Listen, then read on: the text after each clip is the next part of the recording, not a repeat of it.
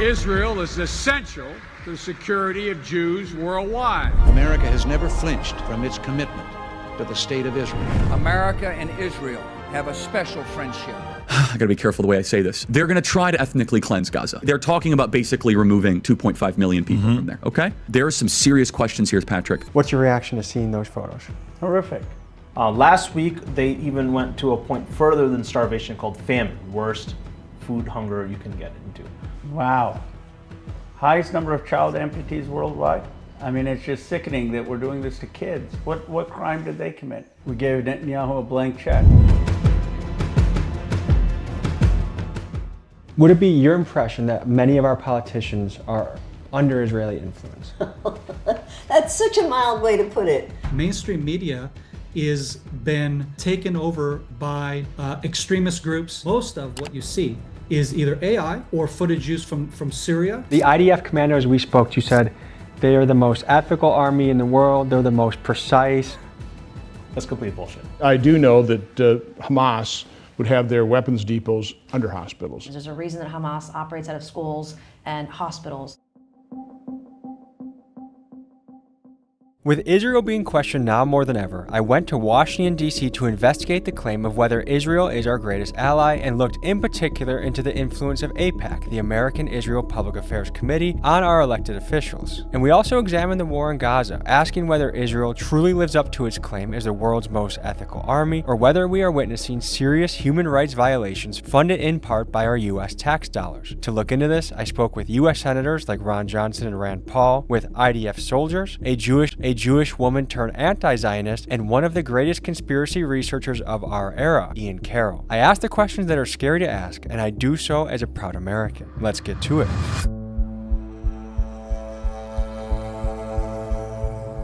So this is one of the scariest pieces that we ever worked on, and it's crazy as a journalist that you have to be afraid to ask questions or investigate the truth. So let's just start off with some ballpark statements.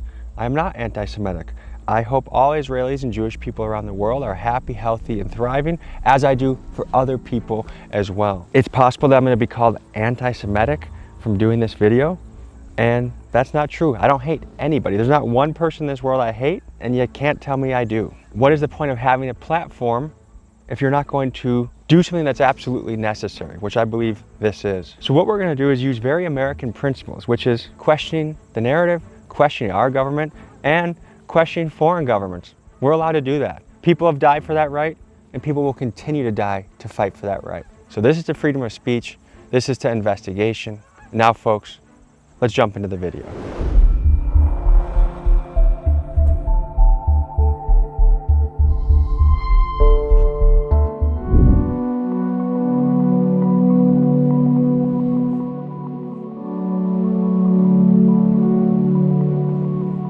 You got arrested right around here. Well, inside in the Senate Foreign Affairs Committee chambers. You're a lieutenant colonel. Yeah. Ex-Green Beret. Yep. Served this country. 25 years. What was that like getting arrested? It felt right. This is Anthony Aguilar. He served as a U.S. Special Forces soldier for over 20 years, and after the horrific things he witnessed as a mercenary manning the aid stations in Gaza, he has decided to come forth as a whistleblower, sounding the alarm for what he says are massive human rights violations. Here's what he had to say. There are some members of our Congress, in the Senate and the House, that are compromised by a foreign government. I don't know what the compromise is, whether it's, pictures of them doing something embarrassing, if it's money, if it's promise of a few, like, hey, we back you for this next position. I don't know what it is.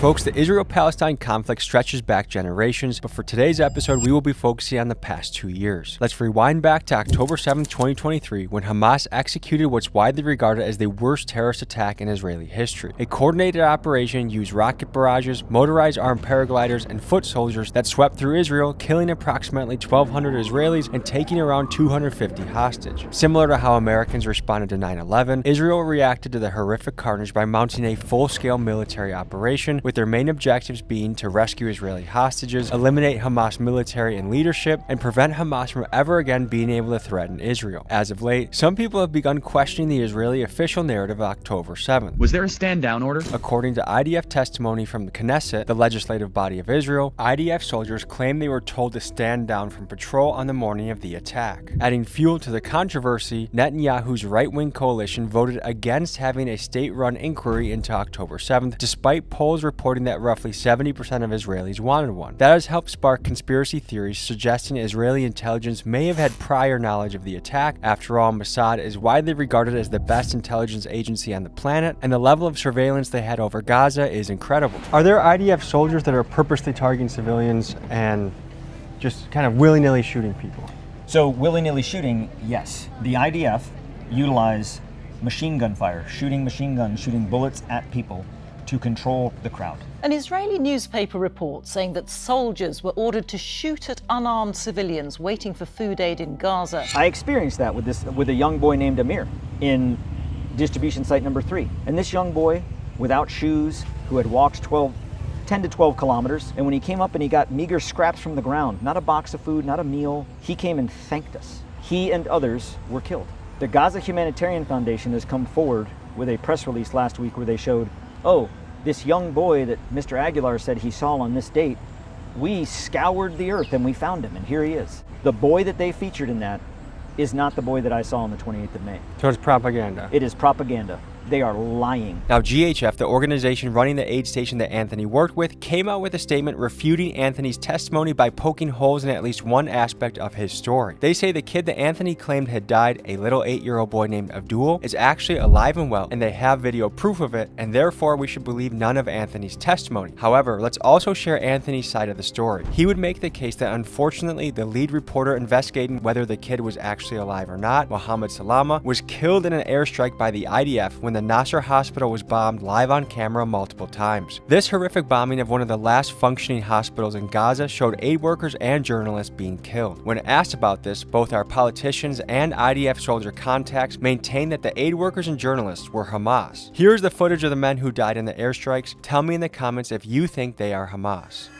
So my name is Doron Kedar. I'm a sergeant major in the Israeli Defense Forces, today in reserves. This is Doron Kedar. He is an IDF veteran of 20 years, and he is currently serving as a Special Forces reservist. He is the host of the Doron Kedar podcast and a strong voice advocating for the Israeli perspective. Mainstream media is been taken over by extremist groups from the far left, wokeism, Islamist groups, socialist groups, Marxist groups. In my experience speaking with IDF soldiers and pro-Israeli politicians, there seems to be a common playbook when it comes to tackling any criticisms of Israel. In my conversations with these guys, I've been called an anti-Semite, a Jew hater, told I've been thinking like a Nazi, and even accused of bearing responsibility for the horrible attack recently in Manchester, simply for asking questions that I think most of us have. But folks, I am a lover of all people, Israelis included, and these smears will not stop me from questioning what I see. Most of what you see is either AI or footage used from Syria and or Iraq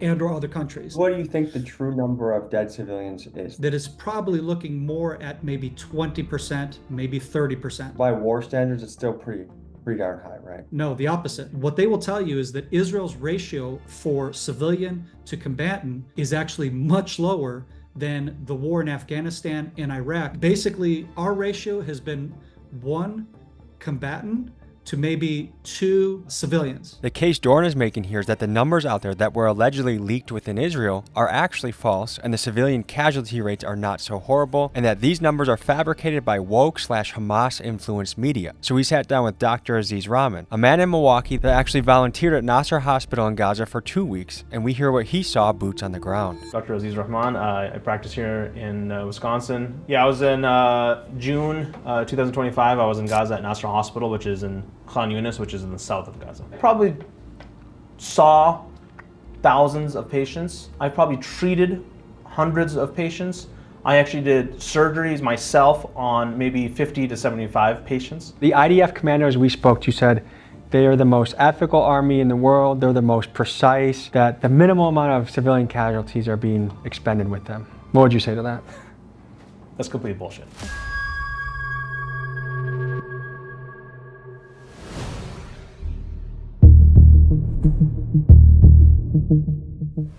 This is Brendan from the organization Open Secrets. His group is a nonpartisan watchdog that tracks the money flowing through politics, and he helps me break down the numbers connected to AIPAC. What is AIPAC and how do they function? They make contributions to candidates. A traditional PAC they are able to make contributions directly to candidates. They collect money from their members or other people who are interested in their cause and support their policies, and then they deliver it to the candidates. There are members of our Congress that are compromised. That is a fact. Those that are compromised because they get the backing of AIPAC and they get the backing of Israel, their voices are amplified. You can't fight against that propaganda machine. It's huge. So there's this Israeli commando I've been talking to, and I've talked on the phone with before, and he was going to consider doing an interview, and then he said it's pointless. Everyone just turning into an empire of Nazis pushed by Nick Fuentes, Kanye West, Candace Owens, and more.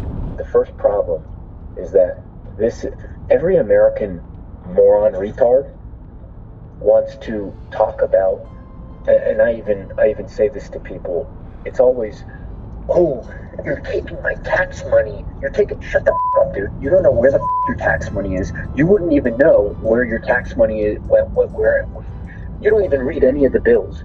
You sign all the bills and then you want to pay more tax for gas. You want to do all this bullshit. But then when something big happens in the world, that's where my tax money is going. Shut the f up. Nobody knows where the f their tax money is going. Ian Carroll is one of the internet's top conspiracy analysts. His critics label him an anti-Semite spreading false information about Israel, but to others he is a fearless journalist that speaks on what some perceive as an extremely strong Zionist pressure on our government. Here's what he had to say. There are 100 U.S. senators. Last year, 93 out of 100 U.S. senators were people whose campaigns had been funded by Israel, AIPAC, and the Israel lobby. 93 out of 100 U.S. senators were taking money from a group that represents a foreign government and foreign interests in order to operate our government on behalf of someone else. And they all work here, in this building. This is Representative Ro Khanna from California, and he does not take AIPAC money according to the website Track AIPAC. Here's what he had to say. It's too much. I mean, it's too much. All these super PACs and PACs are too much. I don't take a dime of PAC money, lobbyist money, since I've been in Congress. And I don't believe in super PACs. And so I can vote my conscience. But if you have people who have a particular point of view, in AIPAC's case, they're basically whatever Netanyahu does is right. That's their point of view. And they're saying, okay, if you don't take that view, we may come after you. We may have millions of dollars spent against you. Now, ask any American content creator what the scariest subject to cover is, and the answer is Israel. Even YouTubers I know who support Israel say their channels were shadow banned for months after covering them. And folks, the plot around free speech thickens. News just broke that Larry Ellison, co-founder of Oracle, will be buying TikTok, a platform where young people can freely exchange unfiltered ideas. No Israel connection here, right? Wrong. Ellison is one of the IDF's largest private donors, giving the army tens of millions of dollars through Friends of the IDF, a nonprofit that brands itself as a non-political, non-military organization, but somehow also is the official U.S. partner of Israel's soldiers. Is it hard to trace who's getting money from AIPAC and how much? It's pretty straightforward. You can tell, if their PAC makes a contribution to a candidate must report that, and must report where it came from.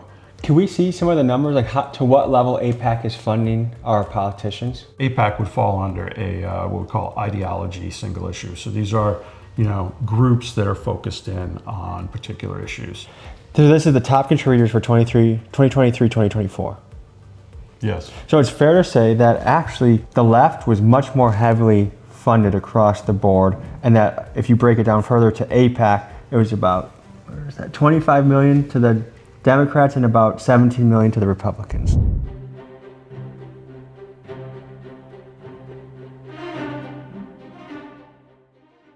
And you might have been wondering, who are all these senators that are taking money from the Israel lobby? Well, if you wanted a list of all-timers, our boy Joe Biden would be at the very top with 4.2 million during his career. But you'd also find Hillary Clinton, 2.3 million.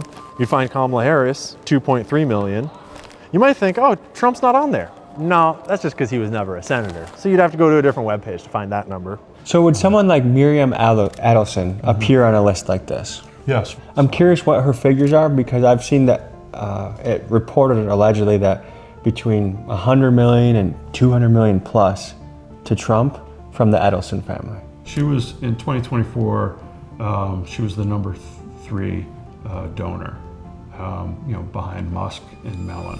You know, Miriam and Sheldon would come into the White House probably almost more than anybody.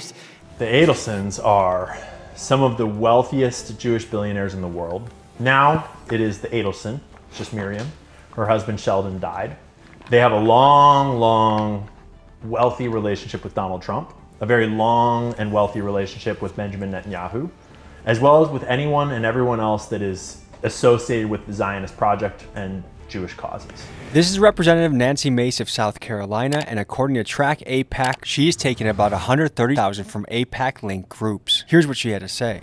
No, compared to your colleagues, you're minimal. Am I low? Yes, Okay. which is good. Do you think Americans have a right to fear that AIPAC is too powerful and that some people would say that it feels like we're almost controlled by Israel? No, we're not. And you can't buy votes, okay, when you're up here legislating. Yes, we have to run for re-election. Yes, we have to raise money to do that.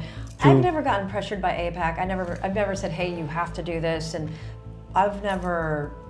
So it's not some insidious meeting in a parking garage where a guy with an AIPAC hat comes to you? No, I would definitely not accept money from anyone threatening me. And that's just not a thing.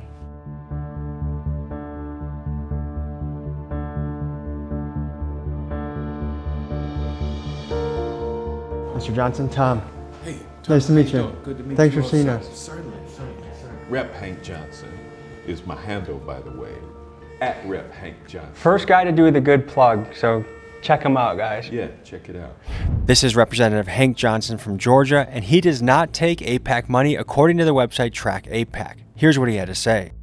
The AIPAC PAC is powerful. The money that they put into elections can be influential, and so politicians do pay attention to that.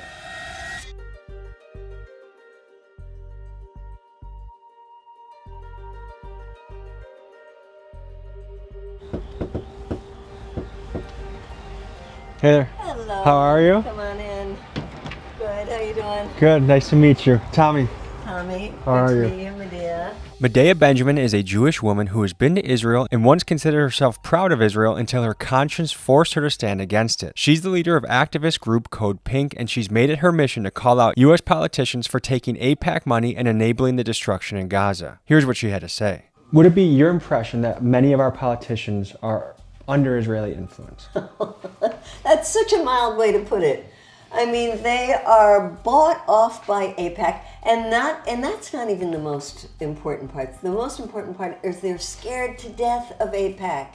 They're afraid that if they become the top, well, look at what they did to Cori Bush. Look at what they did to Jamal Bowman, and you can go back. Look what they did to Jewish Congressman Andy Levin, just because he said some mild things about Netanyahu. And so these members of Congress don't want to be in the crosshairs. We've heard a few times now politicians mention Cori Bush and Jamal Bowman seemingly getting pushed out of office by AIPAC. Here's what Cori and Jamal had to say on the matter. I got a message from someone in the community.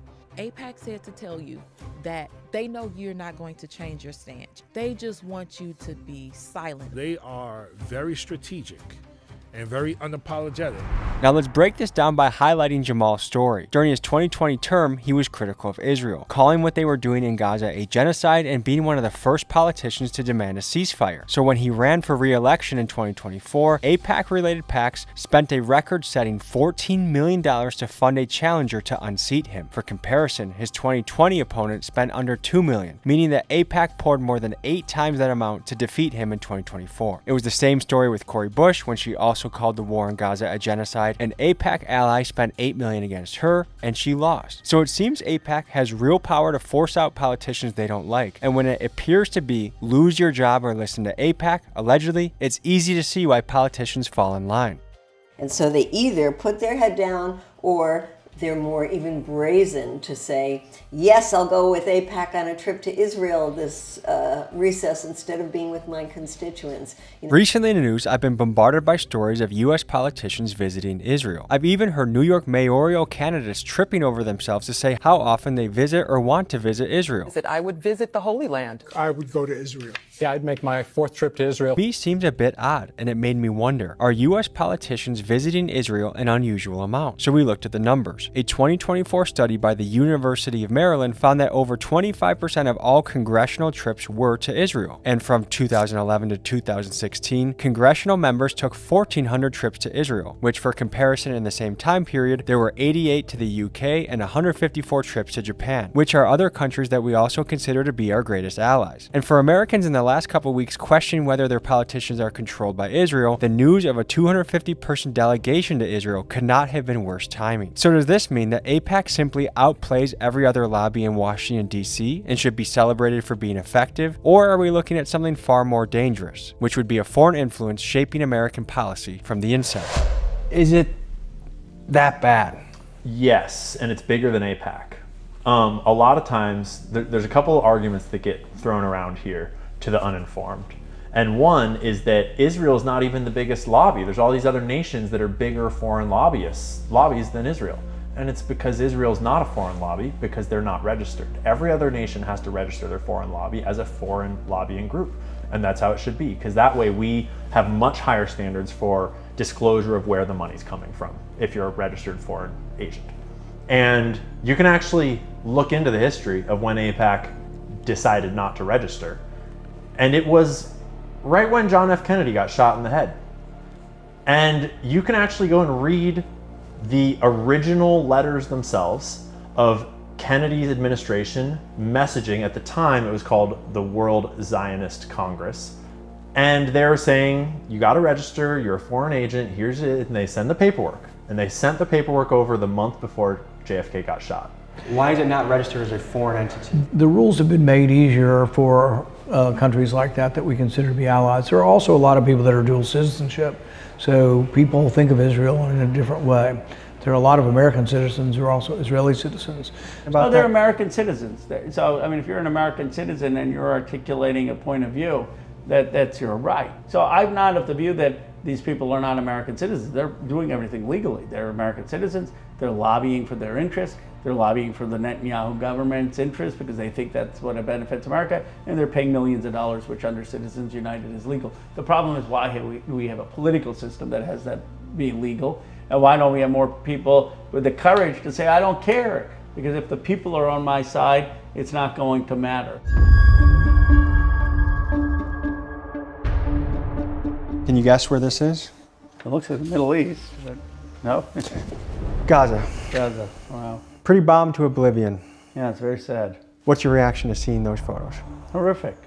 We were complicit. We gave Netanyahu a blank check. Look, the Hamas terrorist attack was awful. And I said that people who committed those crimes had to be brought to justice and the hostages had to be released. But that happened months in. Netanyahu has been bombing for 2 years. Over 60,000 people killed. Reports out there estimate that anywhere between 70 to 95% of all housing stock in Gaza is damaged or destroyed. Listen to this take from Norman Finkelstein, a Jewish scholar whose mother and father both endured the horrors of the Holocaust. 95% of Gaza's housing is gone. Yeah. It was estimated that it would take until the year 2050 to just clear out the rubble. I talked to an IDF commando, and if you look at the IDF position on the war, they are the most precise army in the world, and they are very fair in how they strike. In researching this story, I spoke with U.S. Navy SEALs, a Canadian soldier, and others who have served overseas. Many of them supported the IDF's claim that Israel is actually taking extra precautions to limit civilian deaths by risking their own men's life to go door to door to warn Palestinians before bombing their homes. By contrast, in wars like Iraq in 2004, my sources say that civilian homes were often hit without warning. And it's worth noting that in the Battle of Fallujah, for example, the deadliest battle in the Iraq War, there was also an estimated 80% 3% civilian casualty rate. And one theory I'm entertaining is that the casualty numbers we are seeing in Gaza aren't unprecedented, but rather is actually typical of urban warfare in densely populated areas, as several IDF soldiers have pointed out to me. The difference today is visibility, that this is the first major urban conflict where smartphone footage is uploaded daily. And if Iraq, Afghanistan, or Vietnam had been broadcast this way, I think the public outrage would have been just as strong. So to me, this suggests that the backlash on Israel isn't necessarily an anti-Semitic double standard, but rather, unfortunately for them, that this is the first time that the world is witnessing the brutality of war in real time on their phones. First of all, they use 2,000-pound bombs. You can't be precise when you're using 2,000-pound bombs.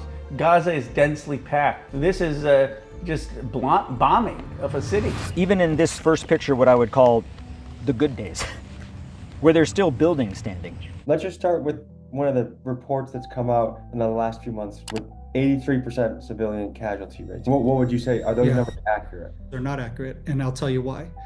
The United Nations gets their numbers from the Gaza Health Ministry. Who runs the Gaza Health Ministry? Hamas. If I was an infantry company commander and I had 4 infantry platoons, I was moving into an area to conduct a combat operation where I knew there was enemy, and at the end of it, I killed the enemy, but 83% of the population was dead, I would be tried and sent to Leavenworth for war crimes. If you're branding yourself as the most precise army in the world, I think those numbers say another story. It's awful, but we need peace in Gaza. And I don't know how you get peace in Gaza without taking out Hamas. The food they're eating is not nutritious food. It's aid food. Some of the food has fungus in it and has worms in it. Now they're airdropping these food pallets, which 3 airships equals 1 truck. It's all show. Sometimes the pallets actually drop on people's tents and kill them. So the Gazans have to go through a place where no human can go, okay, where the Israelis have, top-notch surveillance, tanks, drones, soldiers and APCs with machine guns. They have to walk through these corridors that kind of cordon them off like cattle to the A point. Now you have American mercenaries with machine guns and grenades and tear gas and whatnot watching them. For every, for example, 10,000 people, there's only 1,000 pallets of food. So there's this fight to see who can get the food first. And then they have to get corralled through this exit, which is just like cattle, right? Exit on the way back out, and on the way back out, the Israelis and the Americans shoot over their heads to corral them out quicker. Americans are shooting too? Yeah. That Hamas has taken them. And we know that for 50 to 60% of every dime that's gone to humanitarian aid in Gaza has gotten into the hands of Hamas. So yeah, starvation is absolutely real. Last week, they even went to a point further than starvation called famine, worst food hunger you can get into. We saw 2 babies in the neonatal ICU, Zainab and Hassan. Yeah, they were at the end stage of their life. We were requesting baby formula to be brought in. And we actually told the doctors who were coming in next to bring in baby formula, and it got confiscated at the Israeli borders. I myself, just being there for 2 weeks, I lost 12 pounds. Who says we're going to starve the people so much that they suffer that we're going to force the surrender? It's sick. And your tax dollars, my tax dollars are funding them because both Biden and Trump gave Netanyahu a blank check. Israel could not give them humanitarian aid. Israel could choose not to provide humanitarian aid to the Gazans. Did you know that that the United States did not provide humanitarian aid in Afghanistan or Iraq? How many kids did you come across with bullet holes or bomb residue? Yeah, so again, I don't know the exact number. For every 100 patients, I would say 10 to 15 were kids, 10 to 15 were women, and then you have 10 to 15 elderly / handicapped, and then the rest men. Almost in the very young men, just past 18 years old, who are just the strongest person in their family, and they were tasked to go get the food, the aid at these GHF sites, the Gaza Humanitarian Foundation, and they're supposed to walk kilometers in the heat with their sandals or their barefoot, and they're the ones who are supposed to go get it, and they're shot. Take a look at the writing in blue. Wow. Highest number of child amputees worldwide? I mean, it's just sickening that we're doing this to kids. What crime did they commit? These are crimes, and there needs to be accountability. One thing that really stood out to me was the Nasser Hospital, which, according to many reports, is one of the last functioning hospitals in Gaza. And there was a doctor from my hometown that served there as an American, and after he got back, shortly after, it got bombed twice. Double tapped, some people say triple tapped. On live TV, they killed the rescuers. and bombed them. The very stairs that I walked, the very people I worked with, medical students, journalists. It's a war crime on TV, but kind of the news cycle's over and we're past that. It's not a war crime because the aid workers that were posing as aid workers that were Hamas, we had journalists that are Hamas, but they're posing as journalists. And when Israel finally took them out, and knowingly that the optics is not going to look good, but we can't keep letting them use the disguise in order to continue the warfare against Israel. And then what happens is then you get that reporting on most of the mainstream media that will jump on the story without looking deeply into the facts on the ground and discovering, oh, that guy was a Hamas person. IDF soldiers often call themselves part of the most ethical army in the world. But would the most ethical army be linked to killing over 240 journalists? According to the UN Human Rights Office, 242 journalists have been killed in Gaza, making this the deadliest war for journalists to cover in history. The most common defense I hear from IDF soldiers is the journalists were Hamas. I do know that Hamas would have their weapons depots under hospitals. They put citizens at risk. Let me ask you about this. Let's just establish some reality, okay? I don't want to get steamrolled again. If you were in a restaurant with your entire... I'm not steamrolling you. A little bit. If you were in a restaurant with your entire family and there was one terrorist in there, would it be acceptable for anyone to bomb that restaurant to kill the terrorist if they also killed your innocent family? Is that ever an acceptable answer? So war is hell, which is why you want to avoid it. Okay. The only way you end war is you have to defeat the enemy. To say that they're using civilian grounds, I think is an excuse to invade these areas, to bomb these areas, to level these areas, to get rid of the buildings, to eventually have their plan of occupation and settlement and eradication of the Palestinian people. Do you think Benjamin Netanyahu is guilty of war crimes? I think that there's definitely been war crimes committed in Gaza, and that he's the prime minister. But again, the legal determinations the International Court of Justice is going to do, and there should be a court and there should be a process. Every other home in Gaza has like stuff like this. This was gift wrapped in a house in Gaza. We found like hundreds of these, and this is like Hamas terrorist, right? T-shirt, okay? This is like what the kids wear for their summer camps in Gaza, right? Wow. And this is recruiting, yeah? Their summer camp is recruiting for terrorism. Every home had an affiliation for one of the terrorist groups. Who's the masterminds behind all these groups? This right here, the Muslim Brotherhood. It's easy to label Hamas as terrorists, and they've undoubtedly committed terroristic acts. But let's ask ourselves honestly, what makes a man grow up to hate another country? Because I don't think the Taliban despise Americans simply because we had freedom, but rather because we bombed and occupied their homeland for decades. After all, a freedom fighter only exists when someone feels they have no freedom. And when you look at the reality that Palestinians have faced for several decades, blockades, military checkpoints, homes demolished or taken by Israeli settlers, electricity and water being cut off, and entire generations growing up under occupation, is it really surprising that resistance movements would form? And furthermore, one could argue Israel indirectly propped up Hamas to encourage division in the country and prevent the more reasonable and democratic PLO from uniting the Palestinians. Now, this does not in any way excuse the innocent Israelis dying in the horrific October 7th attacks, but as an American who regrets what my country did in the Middle East since 2001, I do think this context is important to consider. You got to spend some time with IDF soldiers. I did. Did you feel they conducted themselves professionally, or did you feel like they had a callous attitude towards killing?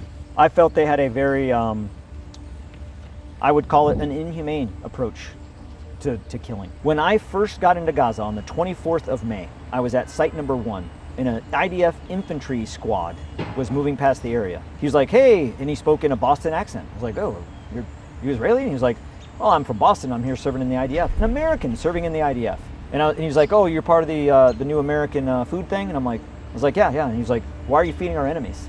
And I was like, well, I think we're here to prevent Hamas from getting the food. And he was like, everybody here is our enemy.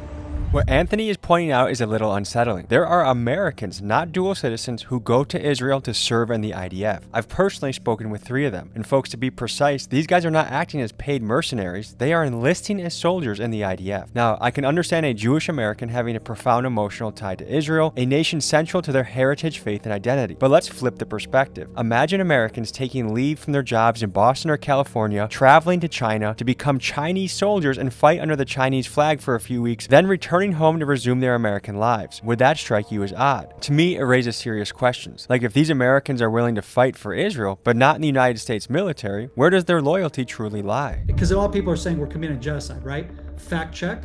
Look at the population growth in Gaza since 2023, October 7th, and you'll actually see that the percentile of the population growth has grown. That sounds almost unbelievable to hear given the numbers that are coming out of the conflict, that it's not people dying there, it's actually the population's growing and flourishing. While 1.9 million people are displaced, there's near famine and starvation conditions. Yeah, That's where it feels like, oh, we're getting propaganda. That's impossible. That's right, you're getting propaganda. So these are facts I'm giving you, right? It doesn't mean people aren't dying. In fact, now they're creating these humanitarian cities, corridors, which are basically concentration camps.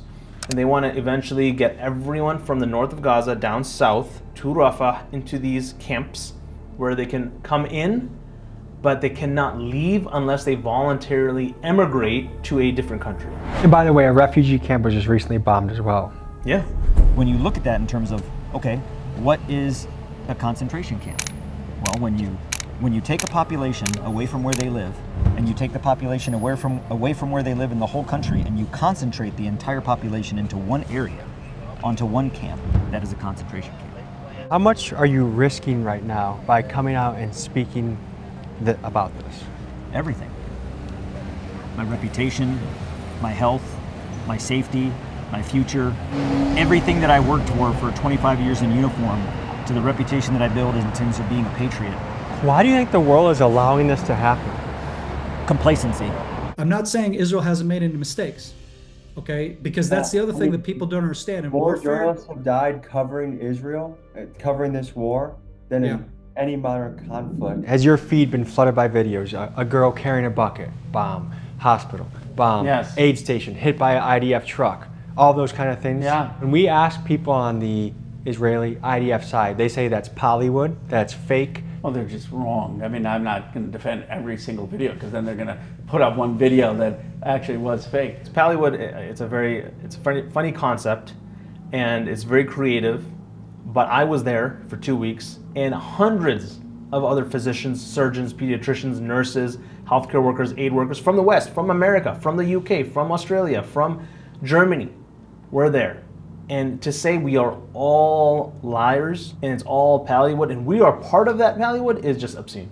All of the IDF soldiers I spoke to brought up the claim of what they called Gazawood or Pollywood, or in other words, there being a lot of fake, staged, or AI videos used to turn people against Israel. Here are some of those clips.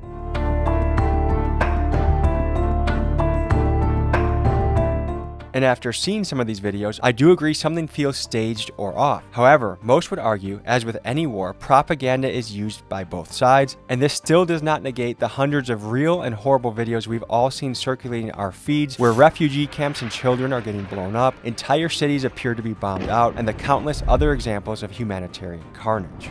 Iran-backed Hamas terrorists have been holding civilians hostage for 706 days. So this is really the crux of the conflict right now, according to the official U.S.-Israel narrative, is until everyone here is released, we will not stop, which I think is fair. If my people are somewhere else and they're being tortured or whatever it is, you want them back. There's no question about it. I mean, these people were innocent. They were at mostly a music festival. The part of this conversation that gets left out so often is that on day one, Hamas offered to free all the hostages. The only request was that Israel does not enter Gaza. These people matter. Tragic story. If you are on the Palestinian side of this conflict and you can't say that these people matter, you have lost your touch, you've lost the narrative as well. I saw reports that there's testimony given by IDF soldiers that they were instructed to stand down between 5 a.m. and 9 a.m. on October 7th. Is there any truth to that? No. There were some troops that were asked to stand down. My unit, for example, was asked to stand down and not to participate in rushing to the scene, and there's tactical reasons for that. The concern was that we would have an attack from the north by Hezbollah and or in Judea, Samaria, and if we sent all the forces and all the units to Gaza to thwart off the attack that was happening there, we wouldn't have any forces or units to send as a response to the North or to the West Bank in uprisings there. And folks, the fact is, conspiracy or not, October 7th attacks left over 1,000 innocent Israelis dead, and that bloodshed continues to fuel Israel's campaign to root Hamas out of Gaza. What's the solution with Palestine? You want to propose a Palestinian state. What does that mean for Palestine, and what does that mean for Israel feeling protected that another October 7th isn't going to happen again? Well, that should be the policy, no October 7th again, and not militarily eliminate Hamas, which is where Netanyahu's policy is. It means Israel is a secured state, Jewish homeland, democratic state for the Israeli people. Palestine, no Hamas, democratic elections, demilitarized, is a Palestinian state with the help of Jordan and Egypt and other Arab countries, Saudi Arabia, to help make sure that it is secure, that it isn't overtaken at all by terrorists or Hamas, and that it will not threaten Israel. And it recognizes Israel's right to exist as a Jewish homeland. And people say that's hard. Yes, it's hard, but we have to work towards peace. There's no other alternative. Was there another American political commentator recently speak on podcasts about the disruption and dissent against Netanyahu before October 7th? Yeah. Who is that? Charlie Kirk. There's many young men in America that are actually questioning and I think have decent reason to ask that Israel is on the suspect list of who killed Charlie Kirk. Which is insane. And where did you get that? The mainstream media that are trying to throw Israel under the bus into another conspiracy. They also said that Israel is behind 9/11. Of course, Israel also controls the mainstream media, right? Also Israel controls all the banks. That's why Israel demonizes Israel on the mainstream media. Make perfect sense, so which right? one is it? Is it kind of what you're saying? Yeah, I mean, just use common sense. There's a lot of Americans that are starting to question how much control the Israeli government has over our administration. I mean, you're talking about the freedom of speech. You talk about there's contractors in certain states that if the state boycotts Israel, the contractor can't work for them or they can't receive aid money if their house gets hit by a tornado. What is going on? So this is another very emotional issue, and I'll get grief just for saying this, but boycotting something is an American tradition. Not only did we boycott the British tea, we dumped it in the harbor, but there were boycotts at the time of everything British. Israel's per capita income rivals Europe, rivals ours. I mean, they've done incredibly well. They're smart, they're talented, they work hard. The innovation that's coming out of there. And the what? The innovation that's coming out. Innovation from tech, all of that stuff. But that's also a reason why we shouldn't have to subsidize everything they do. It is really hard to get U.S. politicians to speak about Israel or AIPAC. Many staffers shut us down the moment that we said we wanted to talk about those subjects, even if they previously said their senator was available for an interview. I mean, just watch this exchange on Breaking Points with Michigan Senator Elisa Slotkin. Do you think AIPAC should register as a foreign lobby? I don't know the answer to that. I think that I know plenty of people who think they should. I don't. It's kind of a cop-out answer, don't you? I mean, Yeah. I literally, I just guess I'd have to look at the definition. I certainly have had my tough moments with that organization. And so you stop accepting their funding? You gotta get your facts straight. Senator Slotkin has taken $656,000 from AIPAC-linked groups, so it's no wonder she dodged these questions, and she's not alone. This is how the vast majority of our politicians are operating right now, and it just makes this whole thing weird, because if this is the right move and Israel is truly our greatest ally, then why are they so afraid to speak on it? It doesn't make any sense. We were just talking to a lot of senators' teams, and they said, yeah, you can talk to the senator, but one thing you cannot ask about is Israel. What's your take on that? Well, I think for a lot of our elected politicians, Israel is a sensitive subject. That's concerning, because I think that when you ask somebody, what can I not talk about, the answer is, then you know who controls you. We can't talk about Israel. Why not? We give them our tax dollars. We fight in their wars. Is it money? Is it religion? Is it politics? Is it power? Is it a combination of all of them? I don't know. But in my mind, there is not a dollar amount on the planet worth turning a cheek to a genocide. Israel is an extremely useful asset to have in the Middle East, both from a Western Empire domination perspective, as well as from a money-making, deal-making, political maneuvering perspective. It's very useful to have a nuclear-armed nation that depends on us for foreign aid and for their very survival in many ways. They're working on our behalf. Like I said, there's a lot of technology connections. If you use an iPhone, you probably have a lot of stuff on there that comes from Israel. And there is a connection in terms of culture. I mean, the religious foundations. To understand America's support for Israel, you have to look at the country's deep ties with American evangelical Christians. You see pastors like Kenneth Copeland funding Israeli surveillance, while others like Greg Locke are openly calling for Gaza's destruction.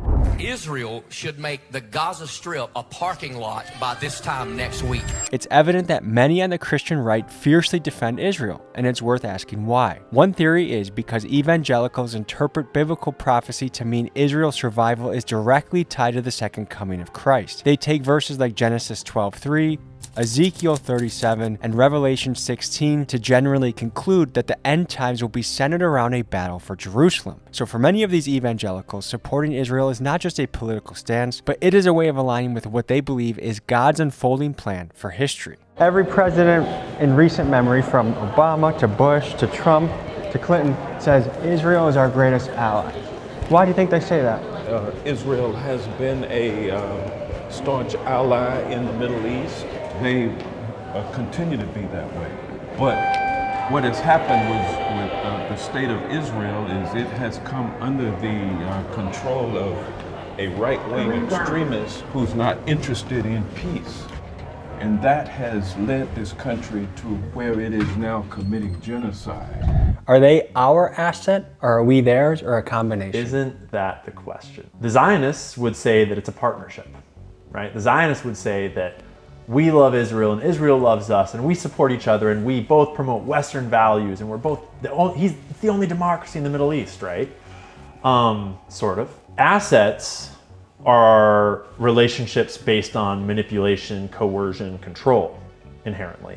Allies is a relationship built on friendship and shared growth and shared gain. And ally is a word that I would not use to describe Israel. Do allies spy on each other secretly? Maybe. Do allies spy on the terrorists that conducted 9/11 and then not tell you what they're seeing? Maybe.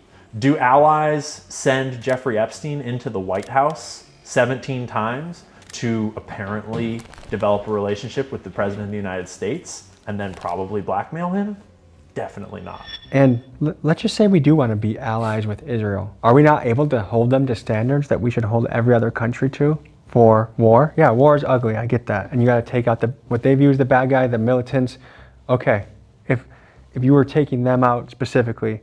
As Americans, what do we want in our legacy? We want to be honorable people who defended the voiceless, who defended the downtrodden. That's kind of our story. We're always rooting for the underdog. And then when it comes to this genocide, we are aiding and abetting the eradication of civilians. And I think us American citizens want the best for people, for humanity. Yeah. One big thing Americans need to think about as we continue to fund Israel and stand by during the destruction of Gaza is this. Is our support of them helping us or hurting us on the world stage? Can we honestly say that backing Israel is winning us allies, or is it isolating us and turning much of the global community against the United States? Because at some point, we have to ask whether our loyalty to one nation is costing us the respect of the rest of the world. The thing that makes conversation about Israel so complicated is that we are having this conversation inside of an information war. We are in the nexus of one of the largest propaganda campaigns the world has ever known, because there is an entire nation's future on the line. And so the first thing you need to understand in order to understand anything about the Israel conversation is that Israel knows that winning the hearts and minds of the American people is the most important victory that they can possibly have on the battlefield. And they spend billions of dollars targeting American minds through politics, through media, through brands, through celebrities, through every piece of messaging that they can possibly use. Because if America starts to genuinely question our relationship with Israel in any meaningful way, Israel has to rewrite their entire playbook of how they do what they do and what their goal is. Folks, the truth is this is a very complicated issue that would take an entire college course or hundreds of podcasts, I feel like, to really understand what we're talking about. So this would just be the tip of the iceberg, a springboard for you to start your own investigation. But I want to empower you, the viewer. You also are a journalist in a way, or an investigator. When you speak with your friends, when you look up things online, you are also discovering the truth for yourself. So take nothing I say as the truth. Figure it out for yourself. But hopefully this points us in the right direction to ask questions that a lot of us feel deep in our gut, like something is off here, something is wrong here, and I will not be intimidated into not asking questions. After all, I'm a goddamn American. I feel fiercely proud to do this because so many people sacrificed their lives that we have this freedom. So may we always have it, or may we fight for it. Love you guys. Thank you for tuning in, and we'll see you next week.